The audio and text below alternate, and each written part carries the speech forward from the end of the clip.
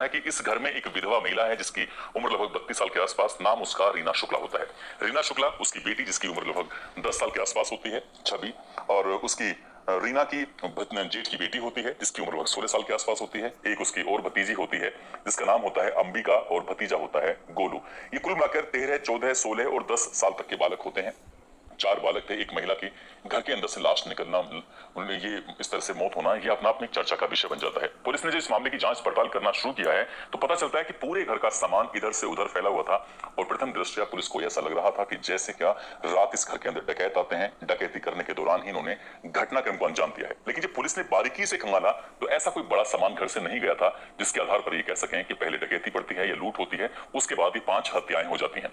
Police इस मामले की जांच पड़ताल में जुट जाती है और पुलिस ने 24 घंटे के अंतराल में ही गोविंदपुर का रहने वाला एक व्यक्ति होता है जिसका नाम नीतीश दीक्षित उर्फ अंकुर होता है, उसको हिरासत में लिया, गिरफ्तार कर लिया।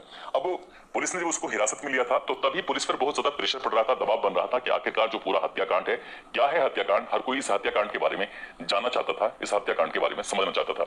अब अखबारों में अगले दिन लगा जो खबर छपती है, साथ ही पुलिस ने जो कहानी बताई थी वो कहानी जो इस तरह से थी। दरअसल इस घर में जो रीना शुक्ला नाम की महिला होती है जिसके पति का 2014 में किसी बीमारी के चलते निधन हो जाता है, उसकी एक बेटी होती है और उसी दिन जिस दिन ये घटना होती है उसका एक भतीजा, भतीजी और जेठ की लड़की, ये 4 बच्चे भी होते हैं। अब वो अपने घर पर मौजूद थी। तभी इस जो व्यक्ति को पकड़ा गया था उस व्यक्ति से जो पुलिस ने कहानी जानने की कोशिश की कि आखिरकार पूरा माजरा क्या है, पूरा घटनाक्रम क्या है।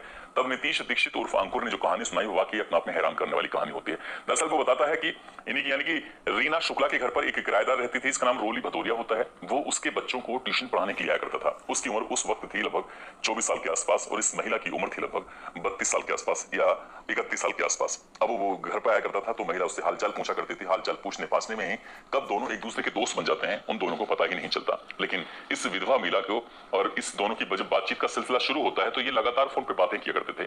2 महीने में ही बताया जाता है कि 300 से ज्यादा बार दोनों ने आपस में 2 अलग अलग नंबरों पर बातचीत की थी। इतनी गहरी दोस्ती कैसे हो सकती है।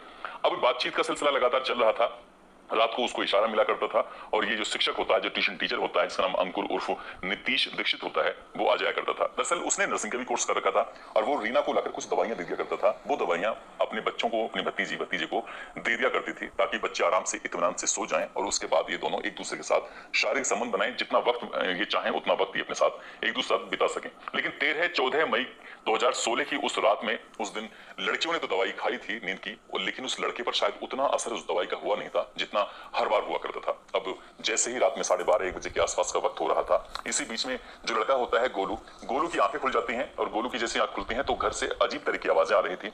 उसने जो झांक कर देखा तो उसकी बुआ किसी व्यक्ति के साथ अवैध रूप से संबंध बना रही थी। वो गलत स्थिति में थी। उस गलत स्थिति को देखने के बाद, इससे पहले कि वो कुछ कह पाता, तभी रीना और उसके जो प्रेमी होता है जिसका नाम नीतीश दीक्षित होता है, दोनों ने मिलकर प्लान बनाया क्यों ना इस गोलू को मार दिया जाए। उसके हाथ और पैर बांध दिए जाते हैं ताकि वो चीखे और चिल्लाए ना, इसलिए उसके मुंह में भी कपड़ा ठूंस दिया जाता है और चाकू से उसको गोद दिया जाता है। जब वो मर जाता है, इसी बीच में उसके शोर शराबे को सुनने के बाद पहले अंबिका जाग जाती है, फिर महिमा जाग जाती है। जैसे क्या गोलू को मारा गया था ठीक वैसे ही अंबिका और महिमा को भी मार दिया जाता है, चाकू से उसको पूरी तरह से गोद दिया, काट दिया जाता है। इसी बीच में जो इनकी बेटी होती है छवि की भी आंख खुल जाती है, यानी कि रीना की इकलौती बेटी थी छवि, जब उसकी भी आंख खुल जाती है वो आती है तो अब उस कातिल ने, जिसका नाम होता है नीतीश दीक्षित ने जब छवि को मारने की कोशिश की तो रीना ने उसको रोकने का प्रयास किया। उसने कहा कि तुम इसे क्यों मार रहे हो। तभी वो कहता है कि इसको भी मारना जरूरी है, यदि हमने इसको नहीं मारा तो पुलिस हम दोनों को पकड़ लेगी, इसलिए इसको मारना ही पड़ेगा।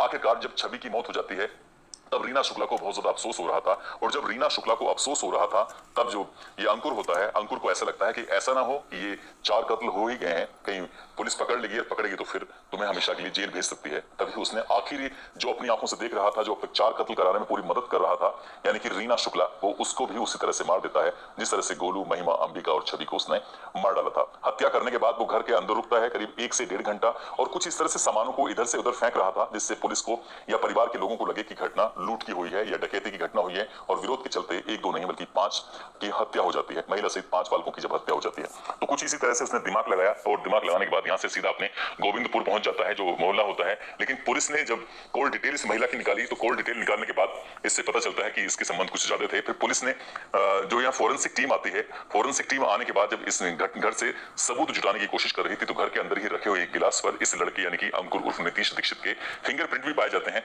साथ ही इस महिला के जो वेजाइनल स्लाइड था और इस लड़के के जो अंडरवियर पर कुछ निशान थे, उन दोनों का जब डीएनए सैंपल लिया जाता है तो पुलिस का दावा है कि वो सैंपल भी मैच कर जाता है, वो डीएनए सैंपल मैच कर जाता है। साथ ही उस लड़के की निशानदेही के आधार पर वो चाकू भी बरामद कर लिया जाता है।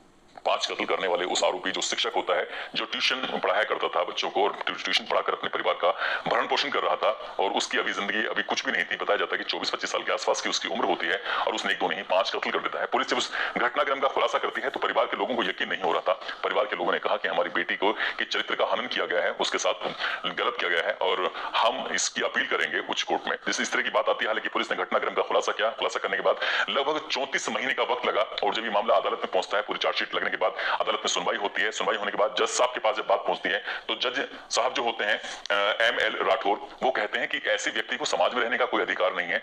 अवैध संबंधों की जब पोल खुल जाती है, वो 1-2 नहीं 5 हत्याएं कर देता है। यदि ऐसा व्यक्ति समाज में इस तरह से खुलेआम घूमेगा तो वो दूसरों के लिए खतरा हो सकता है। इसलिए इस व्यक्ति को फांसी की सजा दी जाती है और फांसी के फंदे पर इस व्यक्ति को तब तक लटका कर रखा जाए जब तक इसके प्राण न निकल जाए। अब आगे भविष्य में